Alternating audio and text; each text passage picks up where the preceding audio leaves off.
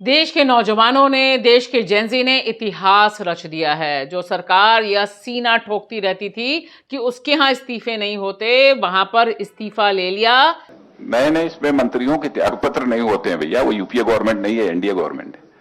1 महीने 5 दिन के आंदोलन के भीतर धर्मेंद्र प्रधान आउट हुए और देश का जेनजी पॉलिटिक्स में मेन स्टेज पर इन हुआ है। यह समझना बहुत जरूरी है क्योंकि आपसे पहले दरअसल देश के प्रधान सेवक जो इस समय मित्रों से फ्रेंड्स पर आ चुके हैं, वह इस बात को समझ गए हैं और यही वजह है कि यह इस्तीफा लिया गया है। लेकिन यह जीत का जश्न मनाने का समय तो है ही, लेकिन साथ ही साथ सावधान रहने का भी समय है क्योंकि याद रहे, यह बदले से भरी हुई सरकार है और यह बदला लेने के लिए पूरी तैयारी भी कर चुकी है। लिहाजा हम सब देश के तमाम नागरिक जो दरअसल जेनजी के सपोर्ट में खड़े हुए हैं, हम सब बहुत खुश हैं।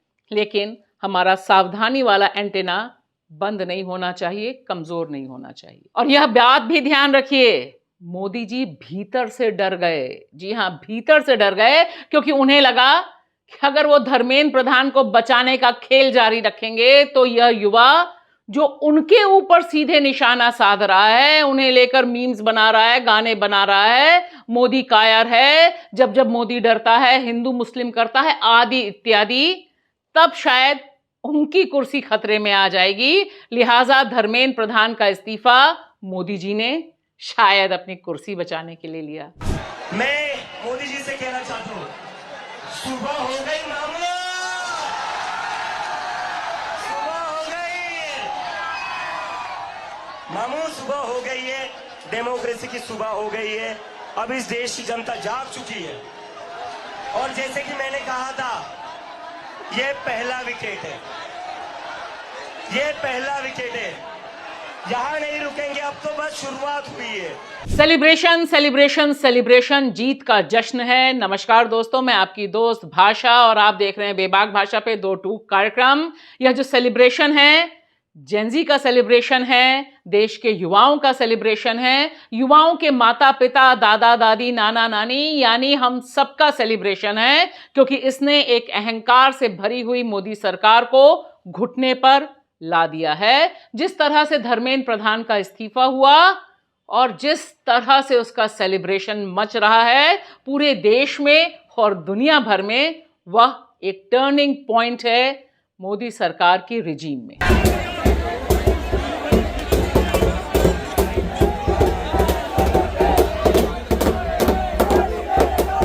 लेकिन सावधान रहने की जरूरत है। जी हां, यह प्रोग्राम सिर्फ इसलिए कि जीत का जश्न जरूरी है, लेकिन सावधानी बहुत जरूरी है।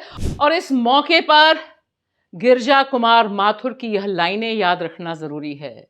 हाथ जीत की रात, पहरुए सावधान रहना, यानी गार्ड्स, चौकीदार, आपको सावधान रहने की जरूरत है। गिरजा जी ने यह कविता उस समय लिखी थी 1948-49 में, जिस समय देश में आजादी का जश्न था।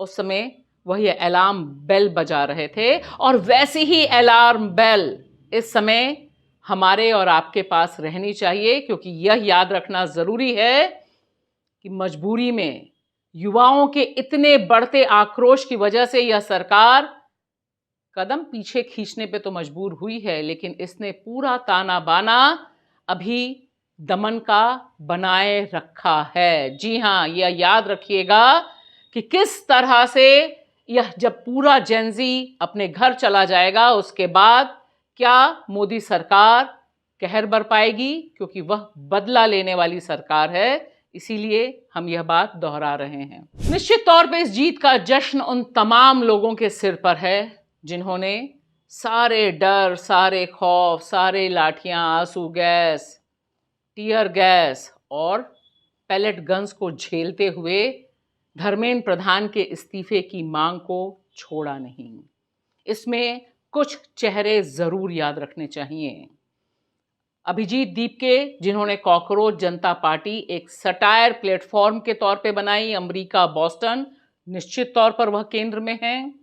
साथ उनके आए सोनम वांगचुक, जिसकी वजह से एक ट्रिगर पॉइंट बना जब वह अनशन पर बैठे, और उनके साथ जिन 6 छात्रों ने अनशन शुरू किया वह भी याद रखे जाने चाहिए, जिसमें आइसा की राष्ट्रीय अध्यक्ष नेहा जरूर याद रखी जाएंगी। किस तरह से उन्होंने 23 दिन तक भूख हड़ताल की और उनके तमाम साथियों ने, साथ ही साथ बाकी जो संगठन है छात्रों के, जिसमें एसएफआई, वहां की जो टीम है जो लगातार रील्स पर रील्स बनाकर अपनी जेनजी जनरेशन को जोड़ने का काम कर रही थी, या फिर बाकी छात्र संगठन जिसमें एआईएसएफ, जिसने लाइब्रेरी लगाई, वह भी याद रखनी चाहिए। केवाईएस भी वहां पर मोर्चे पे डटा रहा। मैं इसलिए कह रही हूं क्योंकि इन छात्र संगठनों ने दरअसल इस आंदोलन को एक आइडियोलॉजिकल लड़ाई में तब्दील किया।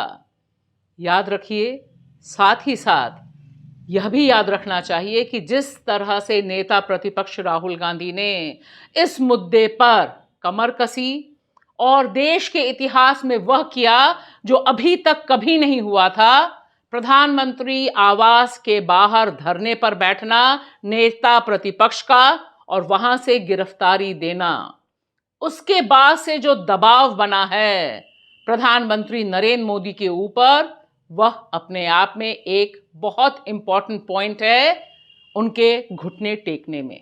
और सबसे क्लासिक बात है, इस आंदोलन ने अनाउंस किया कि दरअसल मोदी जी सबसे अनपॉपुलर प्राइम मिनिस्टर हैं जेनजीज के बीच। जिस तरह से जेनजीज ने अपने क्रिएटिव माइंड को, आउट ऑफ बॉक्स सोचने वाले माइंड को इस्तेमाल किया और निशाने पर सीधे सीधे रखा मोदी जी को, तमाम गानों, तमाम पोस्टर्स, तमाम स्लोगन्स के जरिए, शायद इसकी कल्पना कभी प्रधानमंत्री नरेंद्र मोदी और उनके आरएसएस ने नहीं की थी। शायद यही वजह है कि जब देश भर में उनके खिलाफ, धर्मेंद्र प्रधान के खिलाफ नहीं, उससे ज्यादा निशाने पर मोदी जी को लेकर जिस तरह के गाने, जिस तरह की रील्स, जिस तरह से सोशल मीडिया कैंपेन चला, वह उनके लिए एक बहुत बड़ा नुकसान था। और शायद यह कर दिखाया जेनजी की क्रिएटिविटी ने कि एक आंदोलन कितना बेखौफ बनाता है। सारा का सारा डर जो मोदी सरकार ने 2014 से लेकर 2026 तक सबके ऊपर लगा रखा था, डरा रखा था, उसे जेनजी ने तोड़ डाला। लिहाजा यह घड़ी जश्न की तो है, लेकिन सावधानी की भी है, क्योंकि यह सरकार बदला लेने पर उतारू सरकार है।